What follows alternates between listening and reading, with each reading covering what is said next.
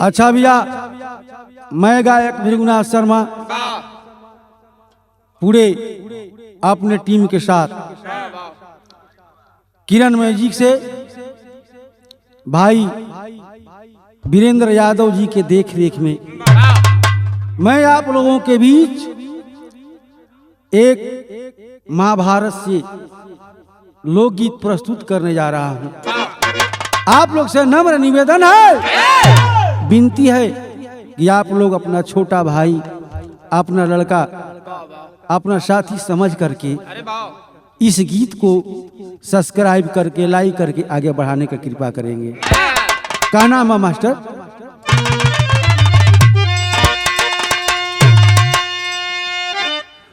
कर लिया परण जब करण के अंदर बदली नजारा न कोई बचाई। धरती आकाश चाहे खंड खंड हो जाई, काल पांचों जना के देवो यमपुर पठाई। सुन के करण के परण मन में सोचे मोहन, अरे काल के अगिया से कैसे बचाई।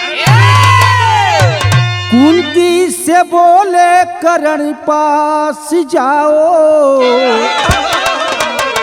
लाओ वो 5 बाण मैं तरकस छिपाऊं।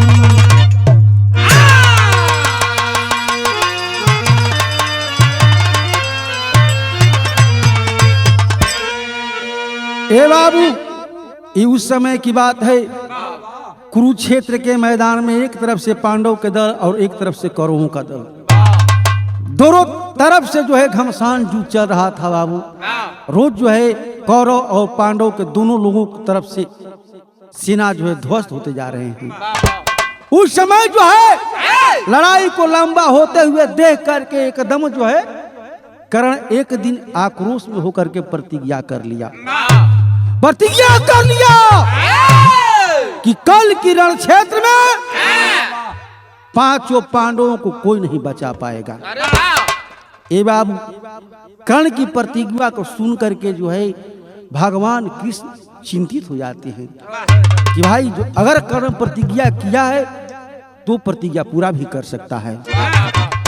ए बाबू, रण क्षेत्र की समय समाप्त होने के बाद भगवान कृष्ण आते हैं, अपने सिर में जा करके जाते हैं, फिर जो है कुंती के पास और जा करके हाथ जोड़ करके कहते हैं कि बहन एक बात सुनो, आज की रण क्षेत्र में कर्ण प्रतिज्ञा कर लिया है कि कल के रण क्षेत्र में 5 पांडवों को कोई नहीं बचा पाएगा। तो इसका निदान भी सत्य है, ये भी सत्य है कि अगर कर्ण चाह जाए तो कल कोई नहीं बचा सकता। तुम एक काम करो, तुमसे निवेदन है कि तुम जो है जा करके कर्ण के पास चाहे भिक्षा में हो सके, दान में हो सके, जैसे भी हो उसके पास 5 बाण जो है इंद्र का दिया हुआ 5 बाण अस्त्र पड़ा हुआ है, वो अस्त्र मांग करके ला दो, तो मैं वचन देता हूं कि कल तुम्हारे 5 पुत्र बरकरार रहेंगे। अन्यथा अगर ये काम नहीं होता है तो कल 5 पांडवों को कोई नहीं बचा पाएगा। ए बाबू, माता कुंती जो है अपनी पुत्र मोह में हो करके जो है चल देती है कर्ण के दरवाजे के पास और जा करके हाथ जोड़ के दरवाजा पर खड़ा बली, आंख से हरा हरा आंसू चलता हो, रो तली कहा तली का कहली मास्टर के भोजपुरी तर्ज बा।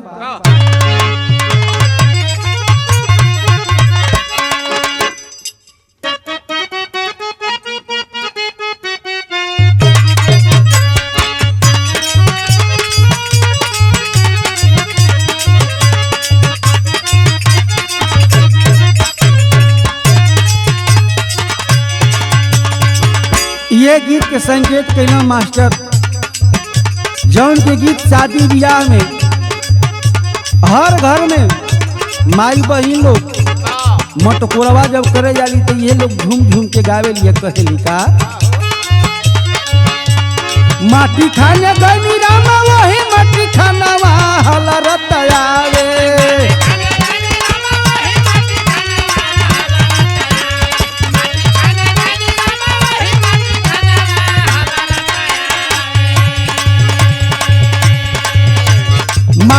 माने गई रामा वही मट्टी खानावा हलरत आवे लाहो जो बनावा हलरत आवे।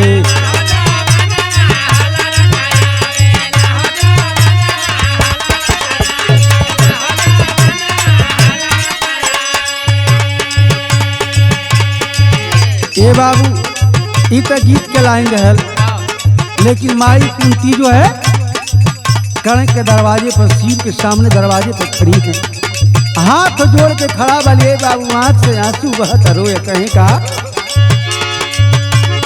हाथ जोड़ी खड़ा भैली करल के भवनवा झरा झरा बरस।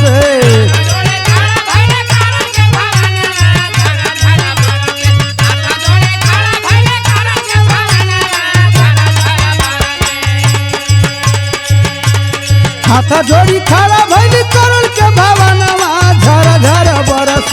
लाहो नाया नवा झरा झरा बरस, लाहो नाया नवा झरा झरा बरस।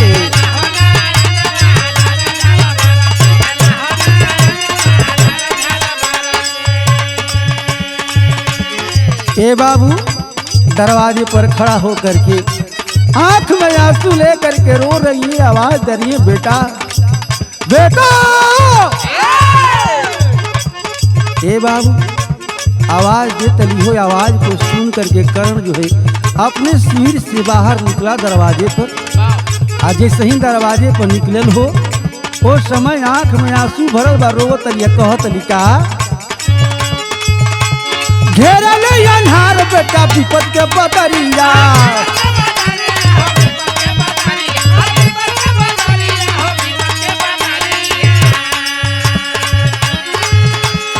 आई दुखियारी माई तोहरो दुआरिया।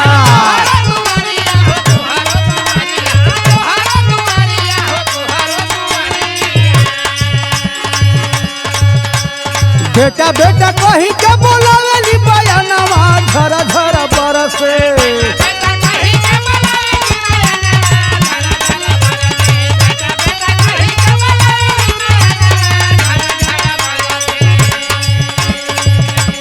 बेटा बेटा कही के बोलावेली बयानवा झरा झरा बरस। लाहो नाया नवा झरा झरा बरस।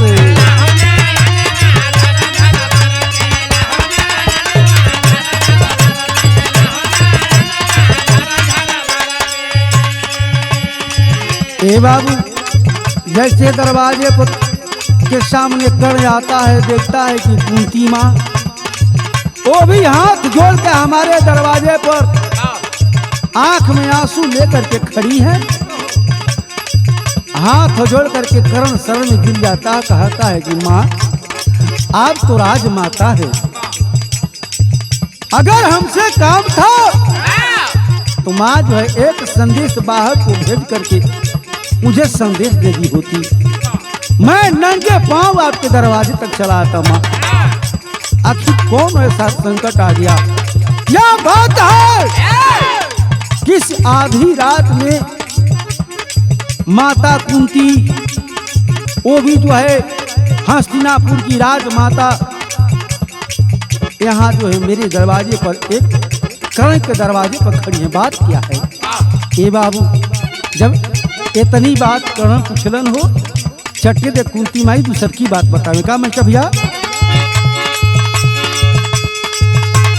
कल के समरिया में आई है तूफानावा,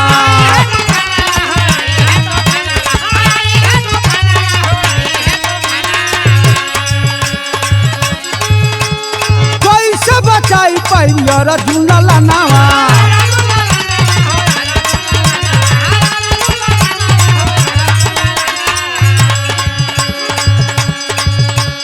हमारा के दे दे बेटा हो पाछो बनावा झरा झरा बरसे।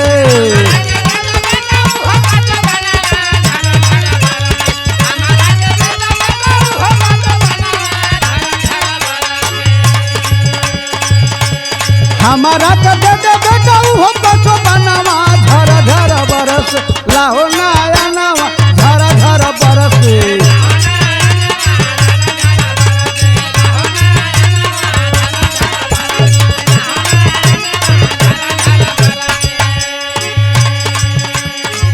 ए बाबू जब कर्ण ने माँ से कुंती से सारा बात पूछने लगा बाबू, उस समय जो है कुंती माँ हाथ जोड़ के आंख में आंसू लेके कहे कि बेटा हम सुनले हैं बेटा कि तू प्रतिज्ञा की लेवल कि काल के रण क्षेत्र में पांचों पांडवों में से एको भाई जीवित ना बची। ए बाबू पांचों पांडव के रक्षा करे खातिर अपने अर्जुन के बचावे खातिर युधिष्ठिर नकुल सहदेव के बचावे खातिर हम तोहरे दरवाजे तक आई हैं। बेटा हम सुनले बानी कि तू जितने बड़ा वीर हो उतने बड़ा तू दानी भी हो। तुम एक काम करो बेटा कि जो तुम्हारे पास 5 बाण रखे हो, जो कि इंद्र का अचूक बाण है, वो 5 बाण मुझे दान में दे दो बेटा। ये बाबू कर्ण कहता है कि माँ ये तूने क्या किया, अगर तुझे मांगना है तो तू मेरा गर्दन मांग ले माँ, तू मेरा कलेजा मांग ले। एक कर्ण जो है पल भर देरी न करके अपनी कलेजा निकाल करके तुम्हारे सर में दे देगा। लेकिन माँ मैं दुर्योधन का नमक खाया हूँ और नमक की शरीयत बचाने के लिए मैं उस बाण को रखा हूँ माँ, उस बाण को मत मांगो। ए बाबू और जाओ जा करके जो है कृष्ण से बोल दो कि कल की रण क्षेत्र में 5 पांडवों को कोई नहीं बचा सकता। ए बाबू जब इतना बात कर्ण कहना हो, हाथ जोड़ के रो के कहली कुंती के बेटा जेकरा के तू मारे खातिर इतना उतावला वाला वो कोई तोहार गैर ना हो, वो तोहारे अपन भाई है। कुंती बतावे का मास्टर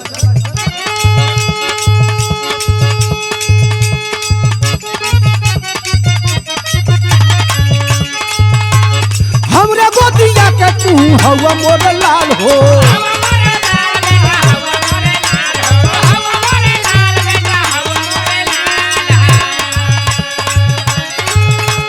पीठी के बीराना के बनब तू काल हो।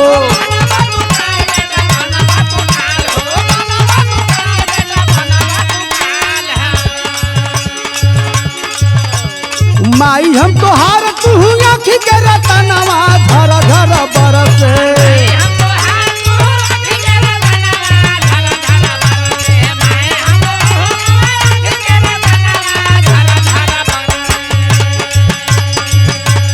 माई हम तोहार तू आँखी के रतनवा धर धर बरसे, लाहो लाया नवा धर धर बरसे।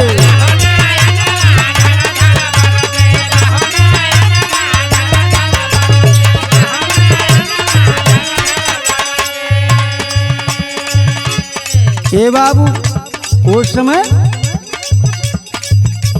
हाथ जोड़ करके कुंती मातारी कहली कि ए बेटा जेकरा के तू मारे खातिर के इतना आक्रोशित वाला इतना उतावला हो रहे हो, वो तुम्हारा कोई गैर नहीं है, वो तुम्हारा खास अपना पीछी का भाई।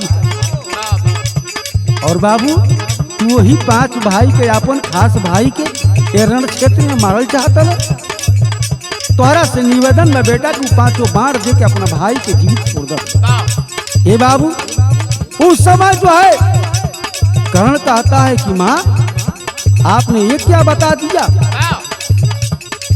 ए सूत पुत कर्ण और जो है 5 पांडवों का भाई हो नहीं सकता, अगर है तो सत्य क्या है इसकी सत्यता बताइए। तब अगले लाइन में बतावे का मास्टर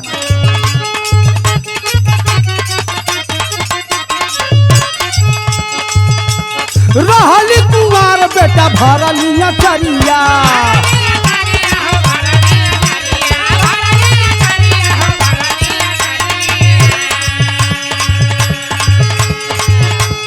देनी बहवाए तो है गंगा के लहरिया,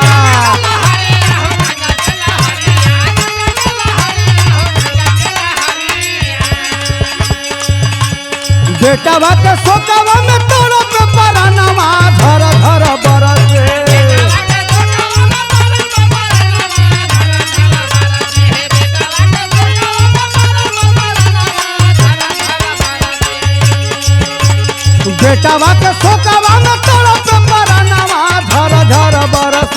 लाहो नायनवा झर झर बरसे।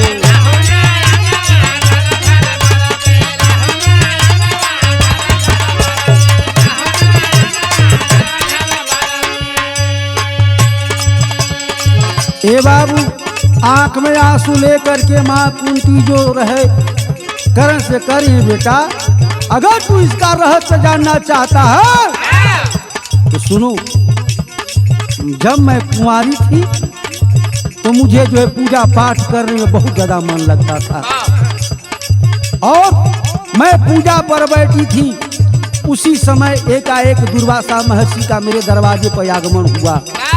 आकर के दरवाजे पर आवाज दिया, मैं पूजा पर से छोड़ करके दौड़ करके आकर के महर्षि दुर्वासा की सेवा की, और सेवा से प्रसन्न होकर के हमारे पूजा पाठ भाव भक्ति को देख करके उन्होंने खुश होकर के मुझे एक वरदान दिया। जाओ कुंती, मैं तुझे वरदान देता हूँ कि तू जो है जा करके एकांत में किसी को भी अगर आवाहन कर देती है, अगर किसी देवी देवता को भी आवाहन कर देगी तो तुम्हारे सामने आकर के प्रत्यक्ष खड़े हो जाएंगे। इसका नतीजा निकला कि दुर्वासा महर्षि हमको जो है वरदान दे करके चले गए। हम सोचे लगे कि कहीं सब झूठे के तो ना बोल के गई है, तो हम कहनी का जैसे ही गईलन तो जाके बाहरवा अपने कुटिया से सूरज भगवान को जो है आवाहन कर दी। और जैसे ही सूरज भगवान के आवाहन कैली हो उस समय भगवान सूरज से जो है हमको जो है प्रेम हो गया, और उसका नतीजा निकला कि तू जो है कुंवारे अवस्था में मेरे घर में पड़ गया, और कुंवारे अवस्था में तुम्हारा जन्म हुआ, जिसमें समाज के डर से लोक लाज प्रतिष्ठा बचाने के चलते मैं तुम्हें गंगा में जो है बहवा दी। इसी का नतीजा है बेटा, आज जो है एक भाई भाई का दुश्मन बना हुआ है। ए बाबू, जैसे ही इतना बात कुंती कहली हो, करण एकदम आक्रोशित हो जाता है। एक थे बात कहले बका, धिकार है ऐसे माता को, और धिकार है ऐसे माता को जो माता से बनी विमाता है। शर्म न आती बेटा कहते कैसी हो भाग विधाता है। अरे ये अपमान हुआ रंगशाला में, अपमान हुआ रंगशाला में, तू क्यों न वहां पर बोली? बेटा बेटा कहती हो, क्यों न वहां पर भेद खोली? ए बाबू एकाएक आक्रोशित होकर के कहने लगा कि माँ, जिस समय पूरे कौरव पांडवों के सभा में मुझे लोग सुत पुत्र कह करके जो है आवाज दिया करते थे, या अभी भी सुत पुत्र लोग कहते हैं, जिस समय जो है पूरे सभा में मुझे अपमानित किया जाता था, उस समय आखिर क्यों नहीं बोली? अगर उस समय बोली होती, याद है करण जो है दुर्योधन के पक्ष में नहीं, पांचों पांडव भाई के बीच में बैठता, और आज ये नतीजा नहीं आता। लेकिन माँ, अगर तू जो है मेरे पास भिक्षा मांगने के लिए आ ही गई है तो लो, मैं ये 5 बाण तुम्हें देता हूँ, लेकिन जा करके भगवान कृष्ण से कह देना कि कल की रण क्षेत्र में प्रलय होकर रहेगा। यही में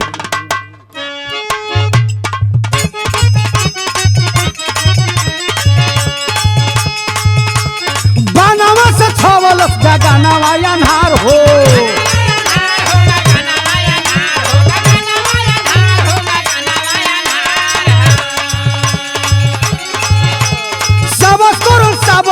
कहते मुरार हो,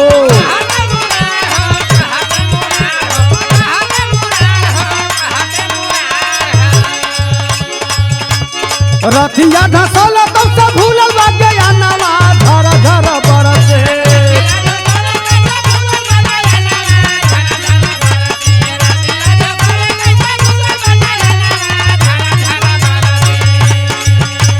रथिया धसल तब से भूलल बाटे अनवा झर झर बरस। लाहो नाया नवा झर झर बरस।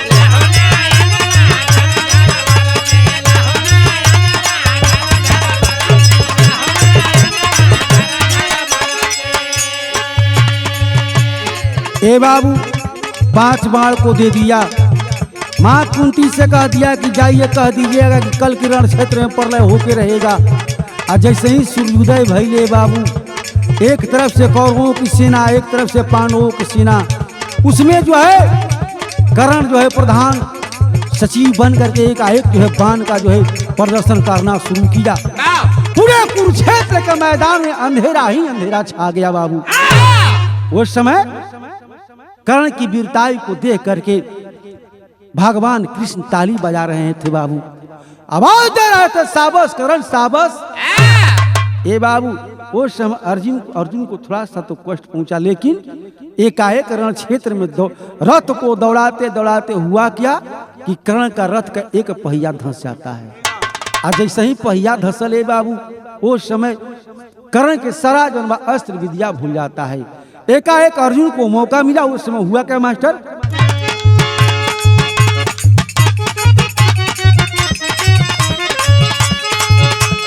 करो वीर दानी तब लगी गिरल समरिया,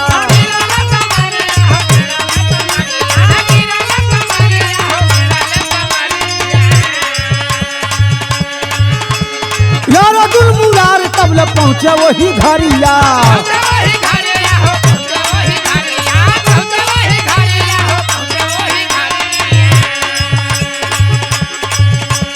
दानी हो तो दे दो हम सोनावा का दानावा, झरा झरा बरसे।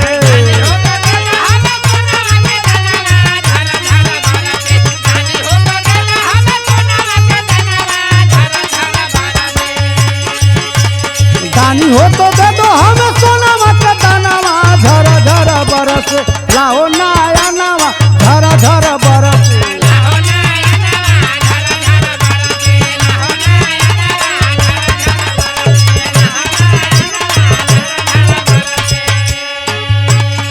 ए बाबू एकाएक अर्जुन को मौका मिलता है। अब जो है अर्जुन मौका को पाते ही अपना बाण पर बाण चला करके जो है कर्ण का जो है वध कर देते हैं बाबू। और जब कर्ण धरती पर लेट जाता है बाबू, अभी शरीर में प्राण चल रहा है बाबू, पूरे बाण से शरीर छेदा करके बाण पर सो गया। उस समय जो है भगवान कृष्ण और अर्जुन जाते हैं कर्ण के पास, और जा करके भगवान कृष्ण कहते हैं कि अहे कर्ण, तू जो है जितना वीर है उससे कहीं बड़ा दानी है। अगर वास्तव में इस समय मरते समय जो है मैं तुमसे एक दान मांग रहा हूँ, अगर वास्तव में तू दानी है तो मुझे एक सोना का दान दे दो। ये बाबू हाथ जोड़ के कर्ण कहे सरकार, अब ये समय हमारे पास तब कुछ नहीं है कि तोके दान करी, कौनो ऐसा चीज नहीं है सोना की द्वारा के हम दान करी। भगवान कृष्ण कहलन कि है तुम्हारे पास, तुम्हारे दांत में सोना का मढ़ाया हुआ 2 दांत है। ये बाबू जैसे बतवन चटे दे कर्ण के दिमाग में आई। कर्ण जो है अपनी शरीर को प्रयास करके घसीटता है बाबू। उसी अवस्था में एगो जौना पत्थर उठा के मरस दांतवा टूट गई हो, दांतवा टूट के सरकार अली ही दान ले ली रुआ। कहा क्या है कर्ण, तुम इतने बड़ा दानी होकर के तुमको यह भी पता नहीं है कि किसी को झूठा दान नहीं दिया जाता है। ये तुम्हारा झूठा दान है, मैं तुम्हारा दान नहीं लूंगा। अगर तुमको दान नहीं देना है तो मैं तुम्हारे दरवाजे से वापस जा रहा हूँ इस रण क्षेत्र से। ये बाबू कर्ण कस की ना थारी सरकार हुआ के झूठा ना हुआ के ओरिजिनल सोना का दान देते घबराई में चट्टे जनवा कैलस का कि अपन शरीर के घसीट के फिर अपन बाण उठौलस हो, मरलस एक बाण खींच के धरती से पानी के बरगुल। आ चट्टे दांतवा धो के कहलन कि लही सरकार अब झूठा नहीं थी। भगवान कृष्ण जो है उस दान को लेकर के बाबू कहते हैं कि अहे कर्ण तुम वर मांगो, वर मांगो। अगर कहो तो मैं इसी समय इसी रण क्षेत्र में तुझे जीवित कर सकता हूँ, जो इच्छा हो वर मांग लो। कर्ण की सरकार हमारा के अब जीवन ना चाहिए, ऐसा जिंदगी ना चाहिए कि खाली ये जिंदगी में कलंक लगल होके। अगर सरकार हुआ कि यह वरदान अगर हमारे का देहल चाहतनी तो एगुड़े वरदान दे कि अगर शरीर से प्राण निकल जाए तो इसको जो है आप अपने हाथ से दाह संस्कार कीजिएगा, और उस जगह पर कि जहाँ भी कोई भी किसी जीव का दाह संस्कार नहीं हुआ हो। ए बाबू, इतने कहते हुए जो है कर्ण का प्राण निकल जाता है बाबू। अब वो मृतक शरीर का दाह संस्कार करे खातिर के लेके चल दलन, लगलन जौन बा घूमे पूरे भूमंडल पर, कहीं ऐसा जगह न मिले कि जहाँ किसी जीव का दाह संस्कार नहीं हुआ हो। ले जा करके जो है ताप्ती नदी के किनारे एक टीला था बाबू, उसी टीला पर ले जा करके चीता को सजाए और अपने तरहथी पर कर्ण की लाश को रख करके भगवान कृष्ण जो है अग्निदान किए। यही से कहानी के लास्ट में मास्टर की लाइन बा,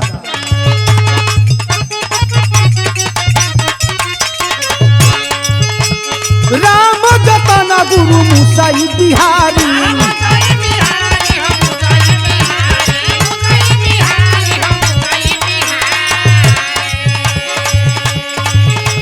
लसिया जरावे लेके हाथ पे मुरारी,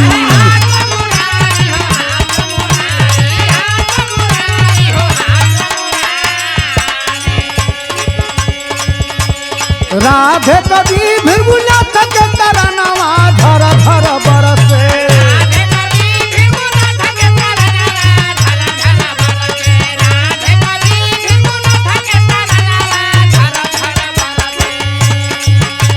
राधे कभी भिरगुना थके तरनवा धर धर बरस, लाहो नाया नवा धर धर बरस, लाहो नाया नवा, लाहो नाया नवा धर धर बरस, लाहो ना, लाहो नाया नवा धर धर।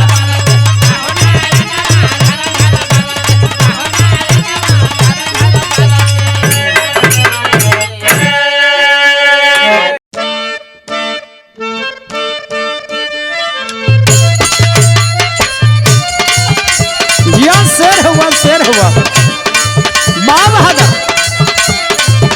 यो लाल यो बार मुराद,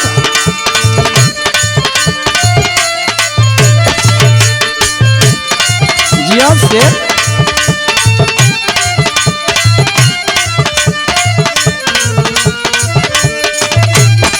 बा भाई बा, जिया लाल जिया।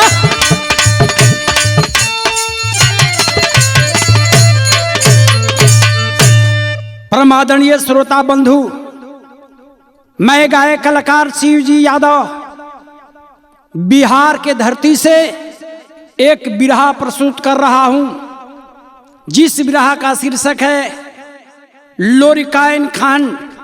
आप लोरी के सपूतों को जानिए और पहचानिए। लोरी के बिरताई को आपने देख लिया है, अब एक मैं बिरताई गाने जा रहा हूं। लोरी के पुत्र अभोरिक, देवाजीत और चंद्राजीत। महनिया में स्टूडियो खुला हुआ है, बड़े भैया वीरेंद्र जी के देख रेख में यह बिरहा का प्रस्तुत चल रहा है। मैं आशा नहीं पूर्ण विश्वास करता हूं कि आप सबों को पसंद होगा और लाइक भी करेंगे। धन्यवाद।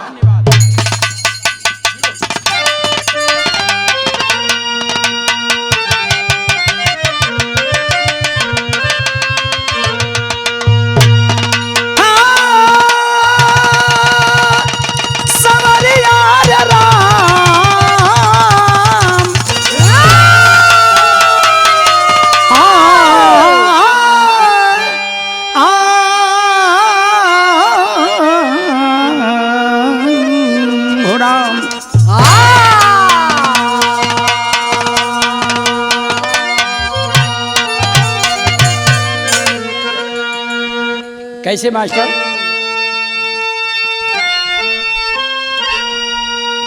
क्या विश्व में ना हिमालय से पर्वत है ऊंचा, विश्व में ना कहीं गंगा बहती है धारा,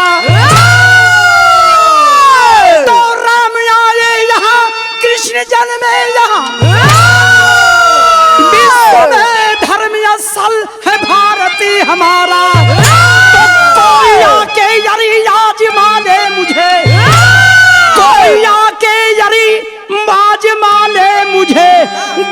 लगने न दूंगा चमन गुल हजारा।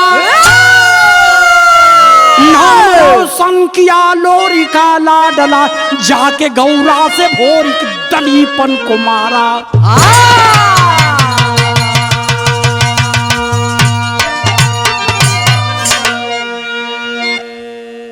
एक लाइन कव्वाली के बोल बा। कव्वाली सबके बस का चीज नहीं बा। कव्वाली के बोल मास्टर बजावत होन। कौन मास्टर?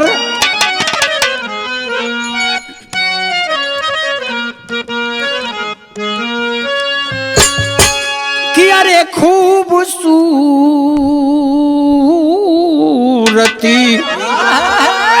अदाओं के यासिक हूँ मैं, कि अरे खूबसूरती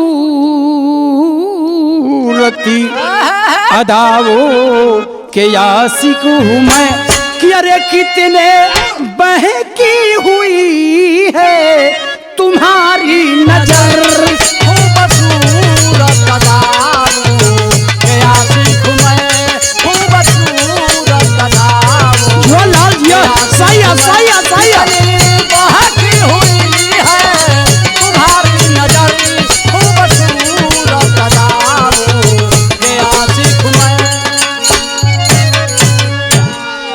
एक लाइन एकरा में और बा कि अरे लाख फैलाया झोली तू जाकर कहे,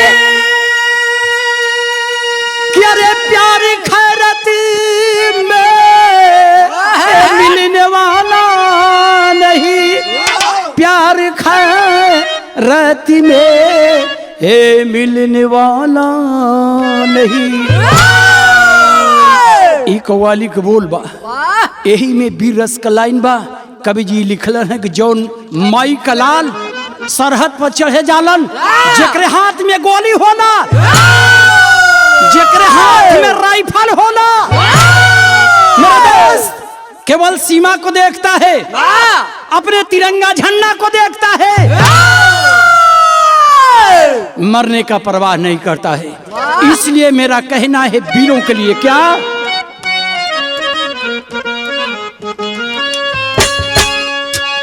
कहना बा, कैसे कि अरे कोई बागी, कि अरे कोई बागी बगावती से डरता नहीं, कि अरे कोई बागी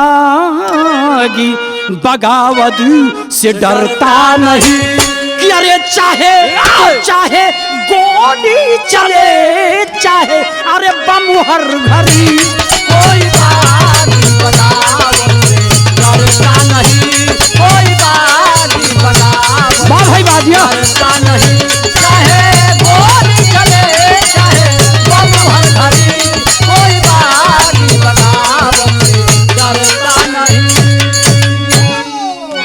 कि अरे कोई बागी बगावत से डरता नहीं,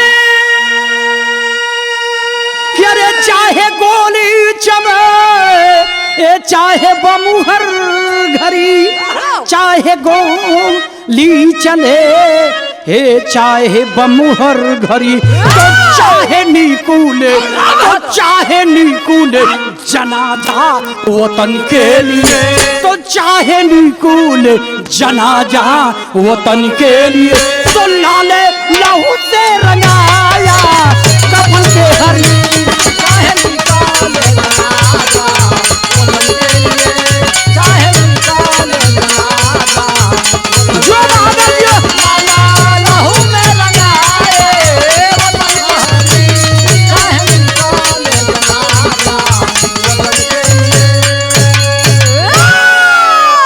मेरे दोस्त यहीं से बिरहा का स्टार्टिंग है। लोरी का लाडला का नाम अभोरिक, देवाजीत, चर्राजीत, तीन भाई थे। और मुलागित का राजा अगोरी के थे। मुलागित राजा के एक ही पुत्र था जिसका नाम था दलीपन। दलीपन जब जवान हो गए रेखिया उठान हो गई। अपने पूरे सैनिकन के एकत्रित कैल हलस, मीटिंग कई के और जंगल में शिकार खेले के तैयारी कैले बा। पूरा बाजा गाजा के साथ जंगल में तैयारी कर दिला शिकार खेले खातिर। तब तक से ओकर मतारी मुतेसरी के जानकारी भइल कि बाजा वगैरह कहाँ बाजत है।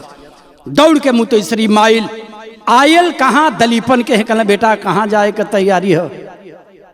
दलीपन कला अरे माई जहाँ तैयारी करीला तहाँ लप ले आके हमके टोक दली, बोली है मत, बात बिगड़ जाई रे माई। कलश के रे बेटा मतारी से तू का बात बिगड़बे, बोल कहाँ का तैयारी है। कहे माई हम जंगल में शिकार खेले जाई। बेटा जंगल में शिकार खेले जेबे? कल हाँ रे माई जंगल में शिकार खेले जाई। कल एक बात ध्यान दे ले। कल कौन चीज के ध्यान? कलश की पूर्व चल जाई है, पश्चिम चल जाई है, लेकिन एक बेटा उत्तर मत जाइए। लेकिन ये जगह जौहरी छंद बीरस ने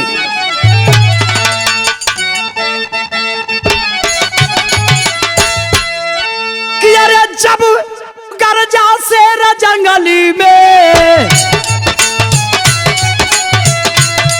बादल बादल टकराए, खेलूंगा शिकार बनी में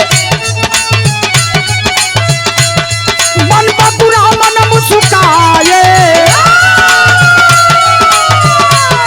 खेलूंगा शिकार बनी में रथ घोड़ा को सजवाया, बोली है मुतेसरी बेटा आगे न कदम बढ़ाया, तुम दक्षिण दिशा में जाना, अरे पूरा पश्चिम घूम आना, उत्तर में असगुन होता है बेटा खतरा भारी, ममता से माता बोली वही आरती को उतारी।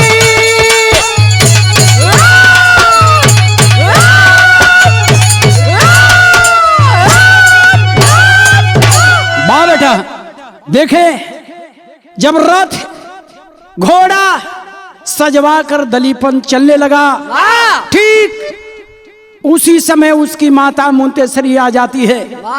कलश है बेटा कहाँ जाएगा तैयारी है? कलेश से माई तू बोली है मत, हमके जंगल में शिकार खेले जाए के बाद। कले बेटा जई हो लेकिन पूर्व जई हो, पश्चिम जई हो, दक्षिण जई हो, लेकिन बेटा उत्तर जाए के कोशिश मत करी हो। कल काहे माई? कल कि हम बताए नहीं, लेकिन जाए के कोशिश मत करी है। एक लाइन तरज का बोल हो।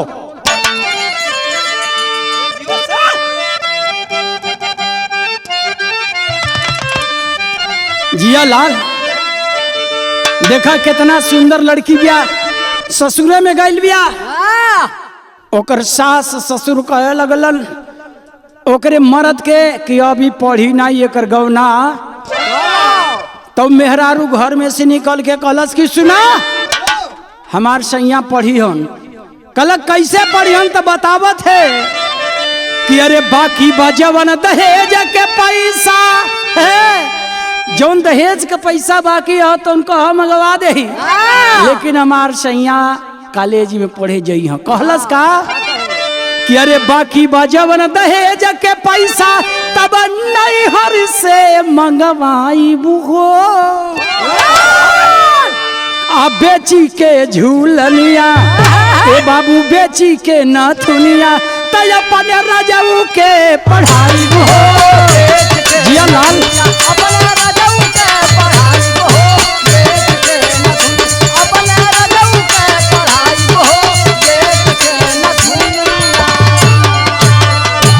ये बाबू तो तरज के न लाइन बा। एकरा ले बढ़िया चीज बिरहा के अंदर कवि जी भाव लिख दलन। ऐसे कि मतारी कलश की पूर्व चल जाई है, दक्षिण चल जाई है, पश्चिम चल जाई है, लेकिन उत्तर मत जाई है। कलश की माई देख हमार ताकत कितना केहरो घूम सकीला। कहला कि अरे गरज के बोला राजा दलीपन तब का भर मवलू माई हो। जंगी बा जवनिया ए भैया, जंगी बा जवनिया त कवने कोना में लुकाई हो। जंगी बा जियो बहादुर कोने कोना में लुकाई हो, जंगी बा जवन कोने कोना में लुकाई हो, जंगी बा जवानिया। कलश के भाई अगर कोनो दुश्मन भेटा जिहन त हम का करब बतावत है कि अरे होई लड़ाई देखी है रे माई दुश्मन के संग में। होई लड़ाई देखी रे माई दुश्मन के संग में, होई लड़ाई देखी रे माई दुश्मन के संग में। कि अरे वीर बहादुर होई लड़ाकू खून बहाई व जंग में। वीर बहादुर हाई लड़ाकू खून बहाई व जंग में, वीर बहादुर हाई लड़ाकू खून बहाई व जंग में। कलश से माई हमरे बाप का नाम रहे मोलागित राजा, ओकरे बेटा हम हैं। एगो बात कहा था कि अरे असले हाँ ये बाप का बेटा, तो असले हाँ ये बाप का बेटा कैसे पीठ देखाई हो। तो चढ़ली जवनिया ए बाबू, चढ़ली जवनिया तो कवने कोना में लुकाई हो। चढ़ली जवनिया कोने कोना में लुकाई हो, चढ़ली जवनिया कोने कोना में लुकाई हो, चढ़ली जवनिया। कहलस मतारी के बचवा अगर मतारी के बात नाई मनबे, मतारी के बात के उल्लंघन कर जेबे त खतरा में फंस जेबे। कलश के माई देखत है कितना हमार सेना हुवन, पूरे सेना के झलक दिखावे लगल अपने माई के सामने। कलश की माई ये जले हट जो देख हमार वीर सेना हुआ। एक लाइन वीर रस का लाइन है कैसे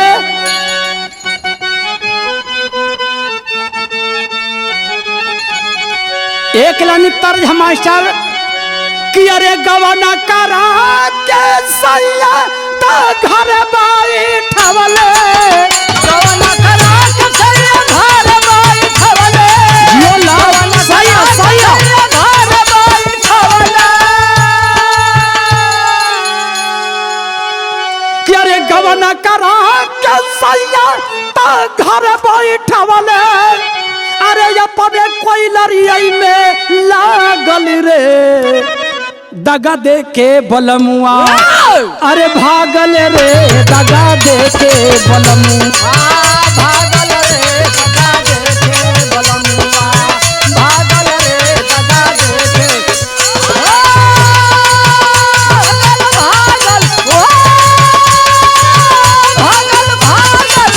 भागल रे दगा दे। यो सही है भागल रे दगा दे के बलमुआ, भागल रे दगा दे के बलमुआ। दलीपन राजा अपने मतारी के सामने जाकर कलश के माई तोरे विचार है तो देख ले हमरे वीरन के कैसन कैसन वीर हुआ बतावत है कैसे कि अरे चढ़ली जवानी दुश्मनवा ना भावे, चढ़ली जवनिया दुश्मनवा ना भावे, यो लाल जवनिया दुश्मनवा ना भावे। चढ़ली जवानिया दुश्मनवा ना भावे। अरे कौन सारा अखिया देखावे हो त सिर सरहद पर गोलियां तब चलावे हो। सिर सरहद पर लावा हो शेर सरहद पर गोलियां लावा हो शेर सरहद। चलावे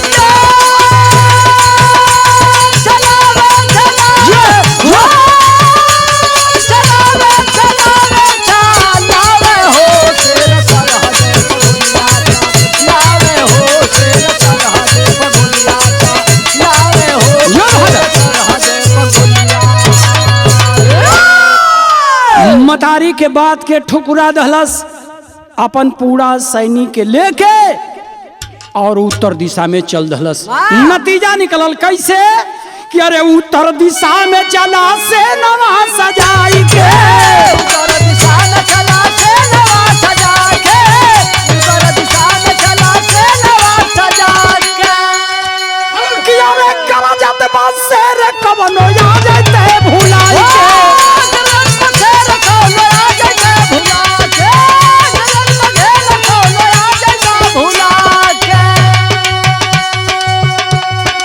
खुनवा से प्यासिया बुझावती धरा दिया, खुनवा ले प्यासिया बुझावती धरा दिया, खुनवा ले प्यासिया बुझावती धरा दिया। अरे आगे बढ़ाया टंकी बुलावे हो, सिर सरहद पर गोलियां चलावे हो, सिर सरहद पर गोलियां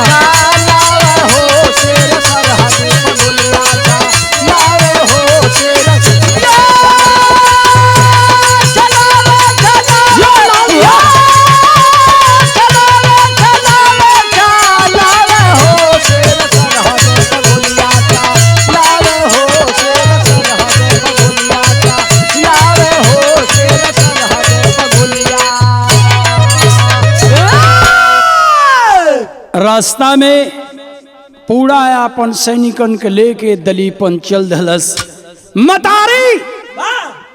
मतारी कलश के रे पगला आगे मत बढ़, मतारी के बात के मत ठुकरा, कलश की मतारी तू हट जो, लेकिन मतारी मुतेसरी कलश के रे पगला रुक, पहले हमार बात सुन ले। लेकिन एक लाइन तर्ज हो, तर्ज का बोली है बा, कोई का बस का चीज नहीं खे। ई केवल यादव जी लोग जब जंगल में गाय भैंस छोड़ देलन, कानी पर लाठी ले लेलन, छान ले लेलन, जब उन लोग का मन उदासेला तब ही धुन गावेलन जा। कैसे मास्टर कहे लंजा कि राम राम राम राम हो राम, कहिला की रामाई जे हे नैया ना भजे के, आये कबेरा साझावाई जे हे ये कबेरा साचो भी। अरे सुनीला की एक बेर ना पहर भर दीनावा बाचड़िए, सुनीला की सुरुमाई जे हे हाथावा का लोटावा ना दादा उठावा ले, बिरवा पहुँच गई जे हे सुरसर केरिए। यही तर्ज में मुतेसरी अपने बेटा के समझावता के बेटा हर बेल तक तू अपन कहल कैले, लेकिन एक बेरी मतारी का मान जो। का कहले बा मतारी, कहले बा कि अरे और बेर कहल कैला अपन, ए बेटा कि अरे और बेर कहल कैला अपन, लेकिन इनकी मनिहा बात कलश की और बेर कहल कैला अपन, लेकिन इनकी मनिहा बात हमार। अरे पूर्व जइहा पश्चिम जइहा दक्षिण जइहा करत गोहार, लेकिन धारिये मत रे बाचा, कलश की लेकिन धारिये मत रे बाचा, पायरा बाबा जीरा तो नहीं तो नहीं जाइए हीरा, अरे माटी हो तो हम तो सरी कलश के बचवा नाई मनबे तो जो, लेकिन तोर माटी लग जाई एमा दूर आए मत समझिए। लेकिन यहाँ मानत नहीं खे तो एक लाइन सर कभी लिखलन कि जिरहुल अंदर पहुंचा नाहर, जियाउली अंदर पहुंचा ना हर पेड़ न हरियर पाता बाप तो हड्डी ऊपर हड्डी लोटल हड्डी कलागल तांता बाप कुत्ता लड़ गए हड्डी ऊपर कुत्ता लड़ गए हड्डी ऊपर गीदड़ श्रृंगाल हड्डी तोड़े देख दलीपन पूछन लागे माथा पर माथा फोड़े जब जिरहल के अंदर दलीपन अपने पूरा सैनिकन के लेके जाता देखलस कि पेड़ में एक पत्ता नहीं खे मोटा मोटा पेड़ बा लेकिन एक पत्ता ओमा नहीं खे तन्नी से आगे जाता तो देखलस कि हड्डी पर हड्डी लोटल बा गीध श्रृंगाल हड्डी ऊपर कुत्ता लड़त हवन एगो सैनिकन के बुला के पूछलस पुरान सैनिकन के दादा ई बता सकेला कि हेतना लाश के कर गिरल बा केवन वीर मरले बा कहिया युद्ध भाई रहे ओ दादा सैनिकन से पूछलन दादा कहला ए बेटा हर एक विषय में जान मत रे पगला जनबे तो गड़बड़ा जाई कहे नाई दादा बतावो तो पुरान सैनिक हो हमरे बाप दादा के बतावा कि केकर लाश गिरल बा केकर हड्डी बा काहे खाती लड़ाई भइल बा तो बुढ़वा सिपाही कलश के बचवा जानल चाहत हेबे तो लिख ले तोर बाबू बड़ा नमाधी रहल जौनक राजा का नाम मुलागित रहल एगो यहीर का बेटी मुद्देसरी के जबरदस्ती से घरे ले गई जौना से तोर पैदाइश बा एक और बेटी पैदा ले हलस जौना का नाम मंजरी बा जब सौरी में गई तो ओकरो सौरी में जाके धग्गी बांध हलस अरे बाप रे बाप अत्याचार के देख के ओकर बाप गौरा में पहुंच गई लोरी के लिया करके बियाह करौलस और उहे जिरहुल में डोला अड़ा दहलन तोर बाप सारा सैनिकन के लेके यही जिरहुल के जंगल में आयल लड़ाई खचाखच भयल नतीजा लड़ाई में निकलल कि तोर बाप का सारा सैनिक मार गई और डोला लेके मंजरी के लोरी गौरा में चल गईलन उहे नतीजा है तोरे बाप का लाश यही में ढूरत हुई देख ले कलश किए दादा एगो बात और बतावा ओकर नाम कहे ओकर नाम लोरिक रहल गौरा कर कहे ओकरे कुल खानदान में कहू बचल बा कहे हाँ एक लड़का का नाम है अभोरी दूसरे के देवाजीत तीसरे के चर्राजीत कलश के भी हुआ सन कलश दादा लड़ाई कैसे लगी बतावा लड़ाई कैसे लगी कलश की लड़ाई लगावत हो तो नाना ओकर वही जगह बाड़न लड़ाई करे के है तो जाके पकड़ ले आ पकड़ करके और जौन बात उनकी आंख में मरचा ठुसवा उहे लड़ाई के पैगाम बताई हम बाबू हो तुरंत जौन बात उनकी गयल वही जगह से एगो बात कहले बा का कहले बा कैसे मास्टर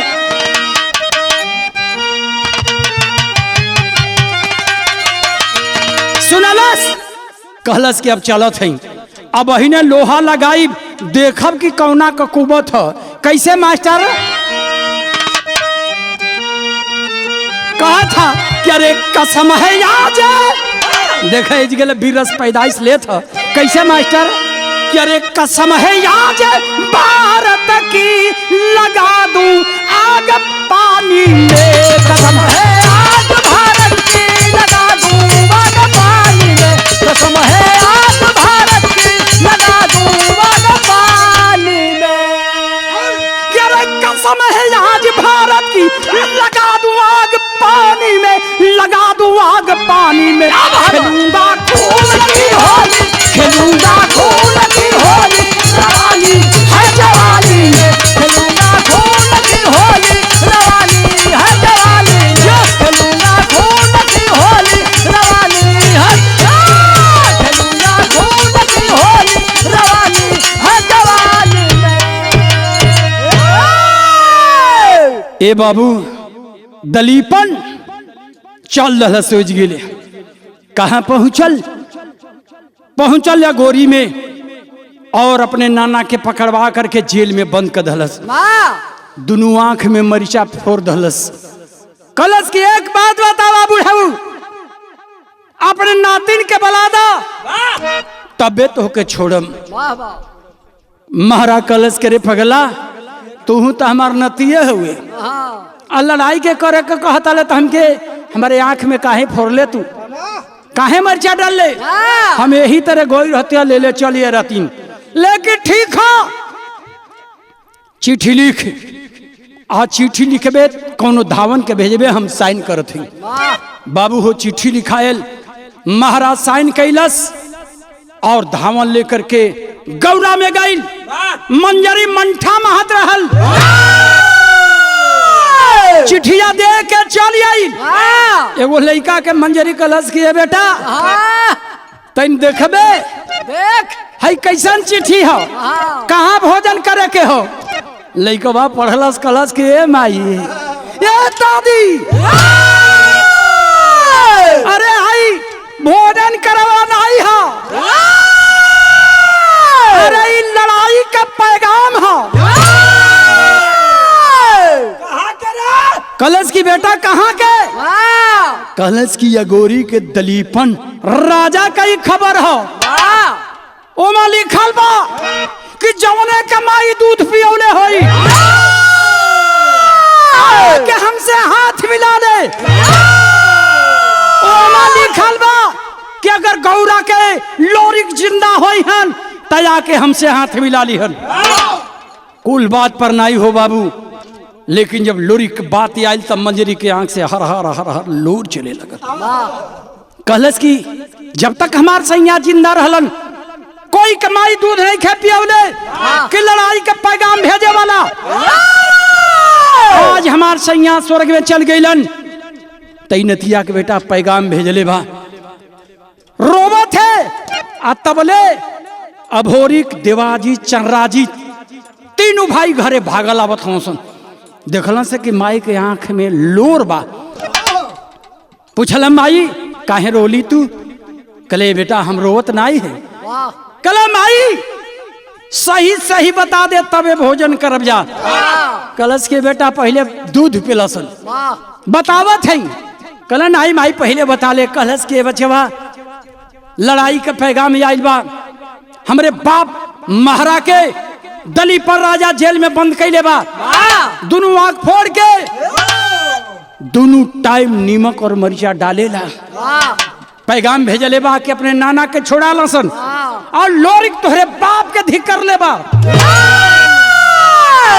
ए बाबू इतने तो बात अभोरिक देवाजी चर्राजी सुल्लन टेरी के नमूना में कहलन। कैसे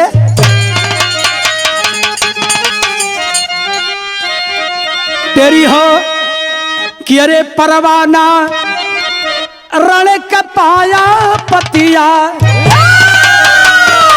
अरे परवाना रण के पाया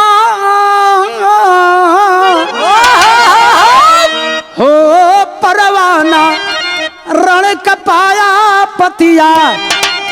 अरे तन्नस नसु बल पड़ा है बिजली खाड़ उठाया।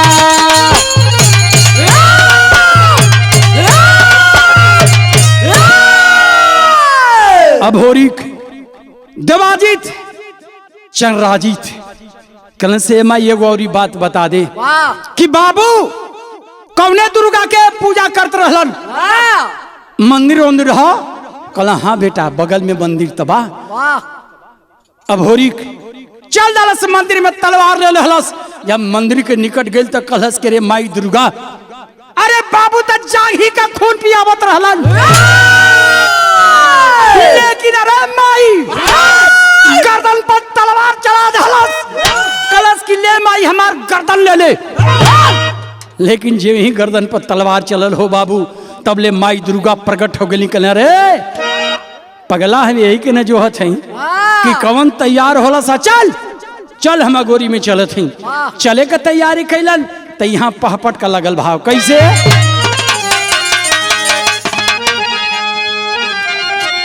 कि अरे त जान हथेली, कि अरे जान हथेली परले चला बिना नवा है, कि अरे जान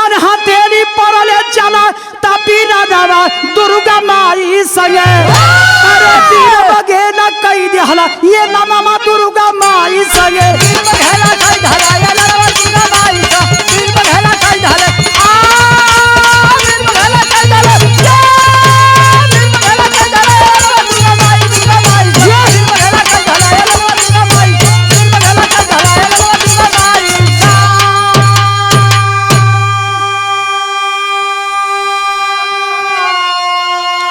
वीर बघेला कई दिहलन ये लनमा दुर्गा माई संग मंजरी के ले लहलन माई दुर्गा के ले लहलन आ चल दहलन या गोरी अपने नाना के छुड़ावे के। तब माई दुर्गा एगो लाइन कहलस के बेटा एजगे दुर्वासा ऋषि बगलिया में सूतल होन तनी चल के दर्शन कैलसन। तीनों भाई दुर्वासा ऋषि जहाँ सूतल रहलन ओजा गईलन लगलन पैर दबावे। दुर्वासा ऋषि बैठ गईलन कहला बेटा अरे कबले यहाँ आइल वाला सो कहले ए बाबा जबले तू सुतला तब्बे से आइल जा।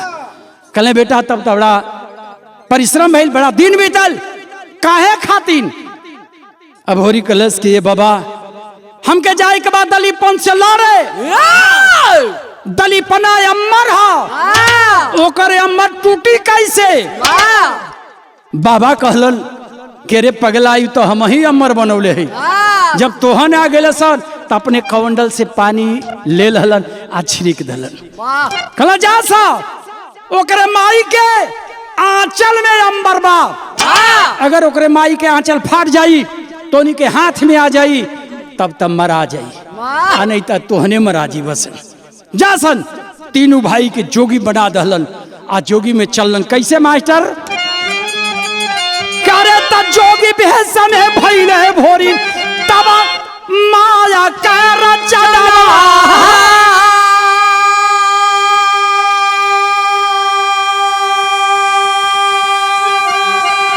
अरे तब फेरी लगावा या गोरी में अरे फेरी लगावा या गोरी में तब मंजरी कर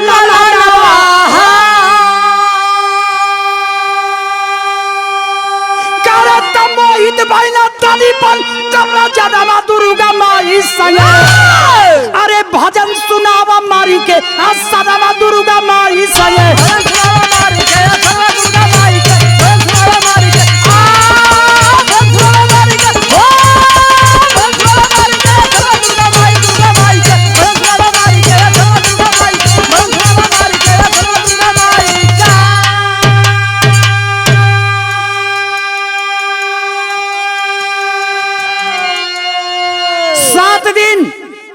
गाँव में घूमत हो से केहू का हाथ का पानी निकल से पूछत 7 दिन न सूतलन न पानी पियलन न भोजन कैलन। दलीपर राजा आयल कहलस के बाबा चला लोग हमरे दरवाजे पर भजन सुनावा। उका जाना था कि लोरी का लड़का हो हमसे लड़े खातिर आयल बा नहीं खे जाना जोगी के भेष में आसन लगा दहलन। तीनों भाई कहले बाबा कैसे खैबा कहले कि खाए का व्यवस्था हो कहे हाँ बाबा बोलो कैसे खैबा कहला कि जेकर माई राण होई गंगा स्नान करी उहे भोजन बनाई और ओकरे हाथ का भोजन करब जा। सुनलन कहलन कि ए बाबा माई तो हमार राण है ये ही हम कह देता नहीं जाके स्नान करी आई भोजन बनाई तो खैहा लोग बाबू हो। अब होरी के लगलन भजन गावे और ऊ मुतसरी अम्मर सारी लेहलस बक्सा बेले निकाल के आ गई स्नान करे। जब स्नान करे गई तब भजन गावत हो तौले माई दुर्गा कलश कर नतिया के बेटा जब भजन गावे आइल हो सा वो अम्मर सारी लेके गई तब का के नतीजा निकलल का अरे चली नहाने अम्मर सारी तब लिहले हाथ मातरिया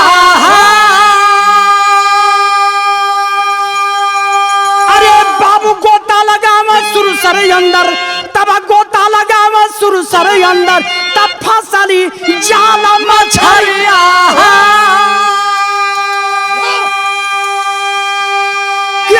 चला या भोरिक बन करके तूफान हमा दुर्गा माई संगे अरे अमर सारी फरला टूटी गुमनवा दुर्गा माई संगे अमर सारी गुमनवा दुर्गा माई अमर सारी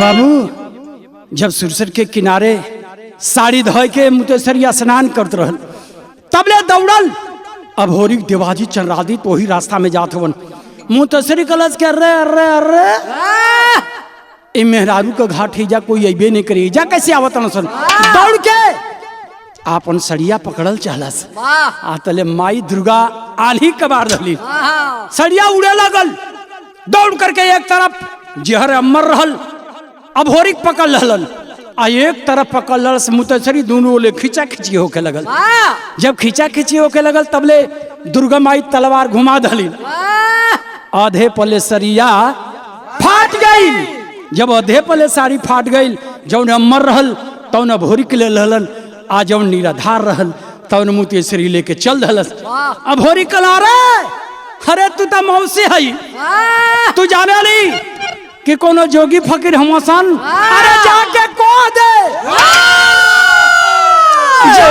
दे दलीपना के कि अरे जोगी नहीं हमसन ई त लड़े वाला हमसन लोरी का लइका या भोरी देवाजी चर्राजी थवन जाके भेज दे लड़े खातिर अरे बाबू जब जनलस दलीपन की ता मर सारी फार लहलन पूरे अपने सैनिकन के एकत्रित करके चारों तरफ से घेर लहलस जब चारों तरफ ले घेरलस के बीरस का लाइन अल्लाह का प्रमाण है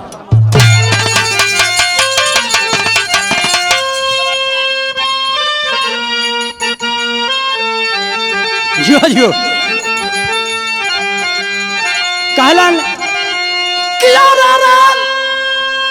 क्या रे धनवा के देखी धना ए भैया होला घरवा में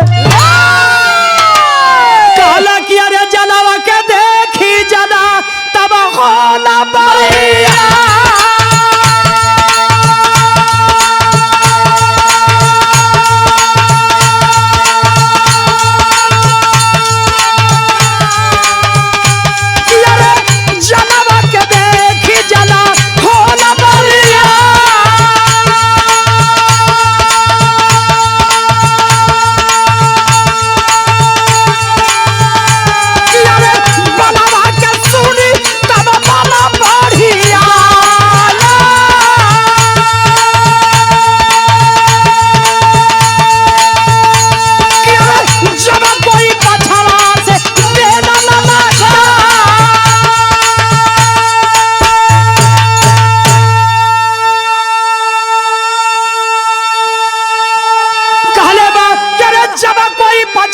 से दे ला ला ला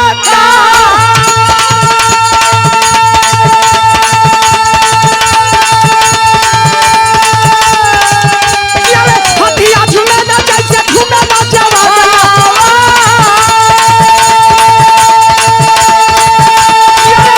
भूजा बालावा पतुरु ना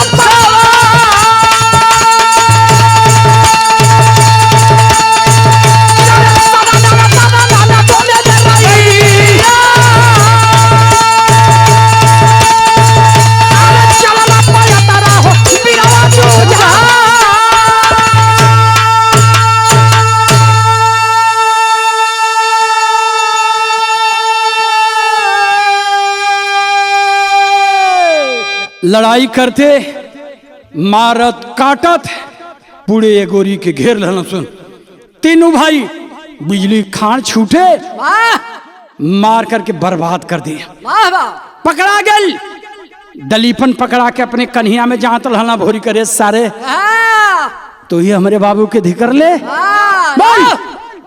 खच दे गर्दन काट रहलन गर्दन काट रहलन अगोरी में जे भाई गइल है 3 गो गल्ली बा दूगो ऊपर ऊपर एक ठे नीचे बा तीनों को घेर लहलन आ घेर के एगो बात कहलम बिरहा का अंतिम लाइन है कैसे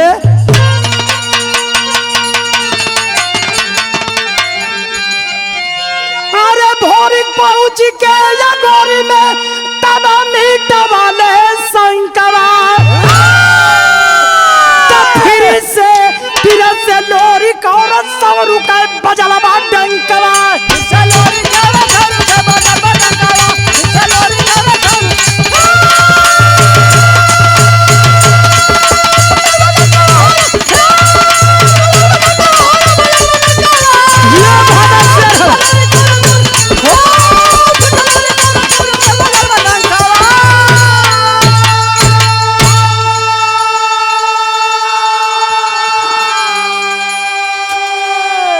जेल के फाटक के तोड़ दहलन, अपने नाना के लिए लन संग में, वाह और नाना के संग में लेके एगो बात कहलन का कि अरे घूम घूम के किए सफाई, अरे नरे वीर नाया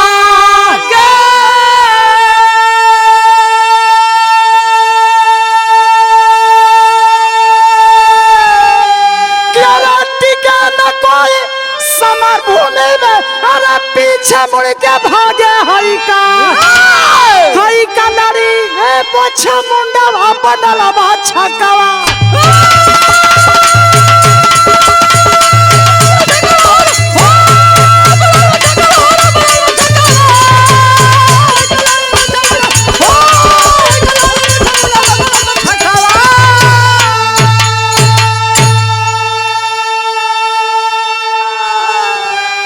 बाबू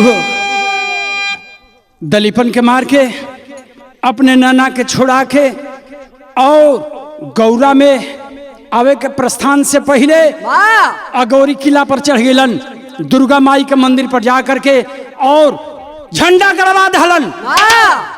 कल कोई दुश्मन झंडा के कबारी तो गौरा में जे जीवित रही वो आके फिर झंडा के गाड़ी मार के और गौरा का हौसला बुलंद करते हुए फिर जो है गौरा को प्रस्थान करते हैं। यहीं से हमारा दास्तान समाप्त होता है। कैसे? गुरु मौला दलगंजन सरजू बालेश्वर विश्राम ओसियर साहेब निर्मल निगम बद्री के पैगा तब परवाना रह के पाया पतिया शिवाजी कलम सवार दुश्मन को जमाया परवाना रख पाया पतिया।